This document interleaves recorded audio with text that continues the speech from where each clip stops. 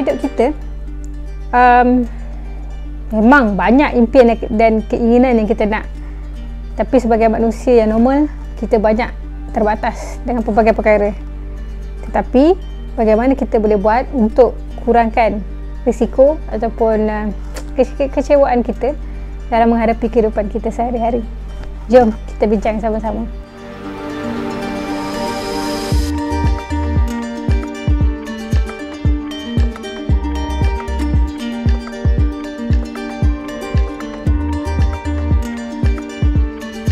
Assalamualaikum warahmatullahi wabarakatuh. Salam sejahtera. Terima kasih kerana terus menonton. Jangan lupa subscribe, like dan share. Dan saya ucapkan terima kasih kepada anda yang telah pun subscribe dan sentiasa menonton video-video yang kami paparkan. InsyaAllah terus sokong saya, kita sama-sama dapat manfaat. So hari ini saya akan kongsikan tentang bagaimana kita menghadapi cabaran hidup dengan memanfaatkan segala sumber yang ada dalam hidup kita. Okey. So untuk kita memastikan kita dapat memanfaatkan yang pertama masa, tenaga, okey, pemikiran kita, okey, tingkah laku kita ke arah perkara-perkara yang dapat memberi manfaat kepada diri dan orang lain, maka kita harus sedar, faham dan urus kehidupan kita dengan sebaik-baiknya. Tapi macam mana nak urus hidup?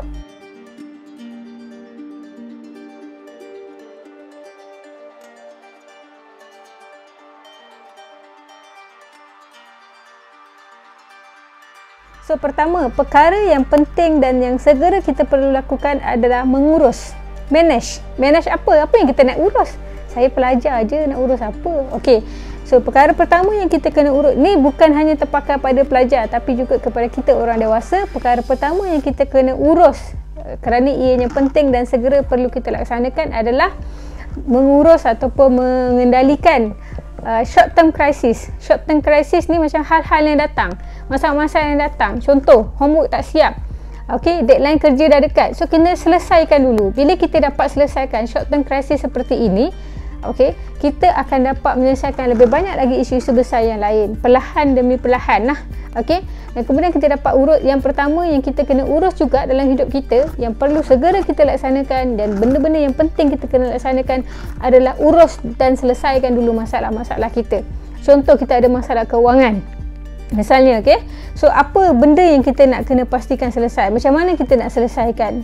Contohnya kita sebagai ibu, sebagai bapa mungkin, katakanlah disebabkan oleh PKP ini kita hilang pekerjaan, maka uruskan yang itu dulu. Sebab asas kehidupan kita ni, okey, kalau kita tengok hierarki keperluan manusia dalam teori hierarki keperluan manusia oleh Maslow, asasnya adalah contohnya makan minum kita dulu kan. Kalau contohnya kewangan jadi faktor utama, maka kita kena uruskan sesegera. Uruskan supaya benda yang besar ini kita dapat selesaikan dan insya-Allah kita dapat buat yang lain pula.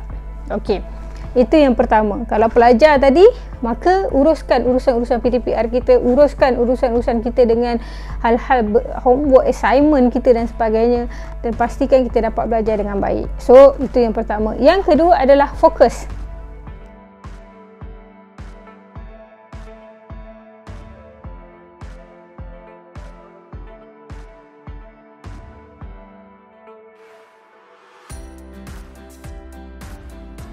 Okey, fokus ini kategori apa? Fokus ini adalah kategori perkara yang penting tetapi boleh di-adjust masanya ataupun kita kata tak segera masanya. Fokus ini adalah apa yang kita perlu bagi fokus ialah perkara-perkara yang bersifat long term strategic goals. Kan? Okey, hari ni kita belajar cakap orang putih sikit Okey, long term strategic goals ni ialah impian kita, keinginan kita, cita-cita kita, apa kita nak capai pada satu masa yang kita tetapkan. Kalau pelajar misalnya, okey, selepas saya habis pelajar, saya nak jadi apa, saya nak kerja apa.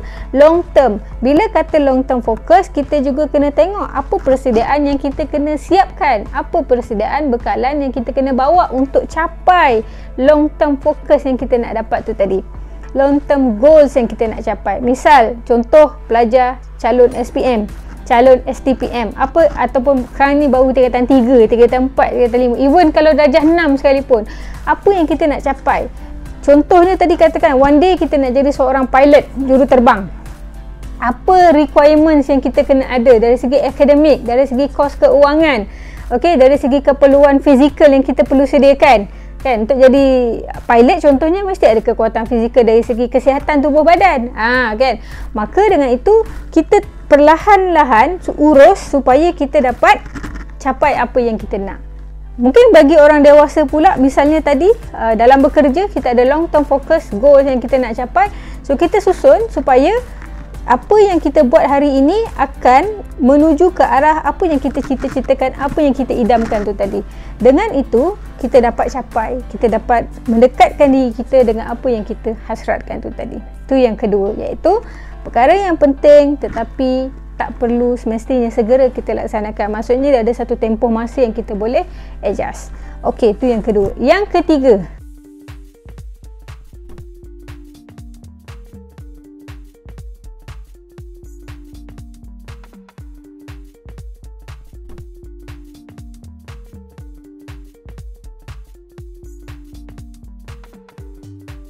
perkara yang kita kena elak. Okey, perkara yang kita kena elak ni kita kata dalam konteks perkara yang tak begitu penting tapi segera kita kena buat. Okey, ianya seperti apa? Distractions, interruptions, gangguan-gangguan, benda-benda yang menghalang kehidupan kita ni. Kadang-kadang kita terpaksa berhadapan kan, tadi kita nak buat sesuatu, kita nak capai sesuatu, ada benda-benda yang tiba-tiba jadi obstacle kepada kita kan, datang kepada kita. So kita uruskan dulu benda-benda ni, kita elakkan benda-benda ni. Contoh, katakan buang masa. Okey, macam pelajar duk sibuk main PUBG lah, main Mobile Legend lah.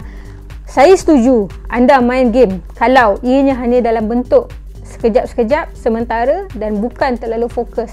Yes, ramai orang berjaya konon-kononnya dapat duit dengan apa orang kata, daripada main game. Saya tak ada masalah. Kalau anda tidak ada komitmen lain selain pada main game, silakan. Tapi kalau kita masih bergelar seorang pelajar, bekerja di mana-mana, maka prioriti kita adalah belajar ataupun fokus kepada kerja kita. Relaxation, good. Main game sebagai relaxation, good. Tapi berlebih-lebihan akan mendatangkan masalah. Dan macam makan lah. Makan, bagus. Berlebih-lebihan makan, mungkin mendatangkan masalah kesihatan. So, yang ketiga yang kita kena avoid adalah distractions and interruption yang boleh menghalang kepada kita mencapai apa yang kita cita-citakan. Okey.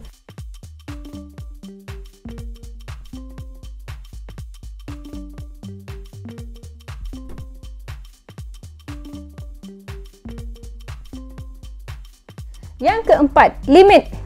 Hadkan. Okey. Ini termasuk dalam kategori perkara yang tidak penting dan tidak segera.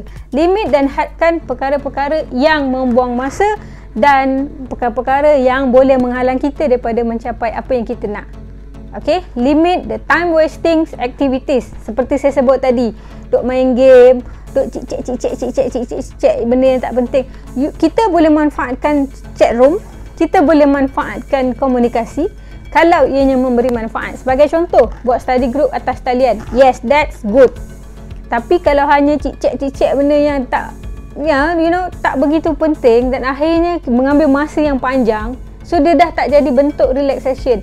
Dalam video-video terdahulu, untuk pengurusan stres contohnya, memang saya setuju berkongsi dengan orang yang kita percaya, berkongsi dengan orang yang kita rasa boleh mendengar sekurang-kurangnya. Tetapi kalau kita berkongsi dalam bentuk yang akhirnya hanya memakan masa dan beralih kepada perkara yang lain yang tidak penting dan bukan bertujuan untuk kurangkan stres dan sebagainya, maka ianya akan menjadi satu bentuk pembaziran masa, pembaziran tenaga, pembaziran wang ringgit juga.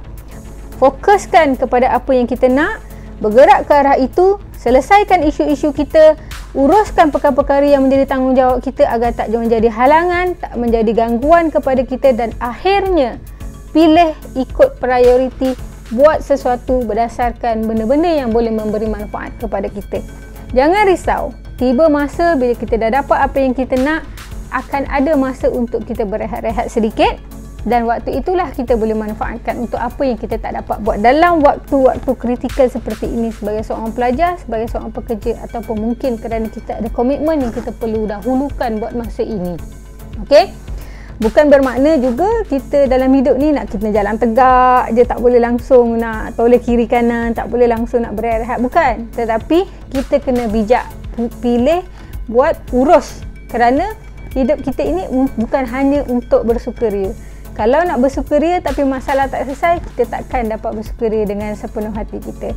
So, uruskan dulu 4 perkara ni selesai, manage, okay, fokus, avoid dan limit tadi selesai, insya-Allah hidup kita akan aman, sejahtera, positif, memberi manfaat kepada diri kita, memberi manfaat kepada orang lain, dan akhirnya kita juga akan gembira, bahagia.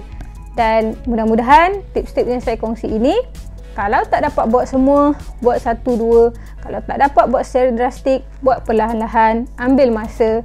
Jangan paksa diri buat sesuatu secara perubahan yang tiba-tiba dan akhirnya kita give up. Tetapi lebih baik kita buat perlahan-lahan, istiqamah dan akhirnya memberi manfaat. Jadi anda dan saya, kita sama-sama kekal positif, buat yang perlu, buat yang penting, kerana masa tidak pernah menunggu kita dan tidak ada peluang kedua dalam hidup kita yang boleh kita manfaatkan. Jangan tunggu itu, tidak ada orang lain yang boleh bantu kita melainkan diri kita sendiri. Maka dengan apa yang kita ada hari ini, gunakan sebaik mungkin masa yang kita ada. Terima kasih kerana menonton. Kita jumpa lagi. Assalamualaikum warahmatullahi wabarakatuh. Salam sejahtera.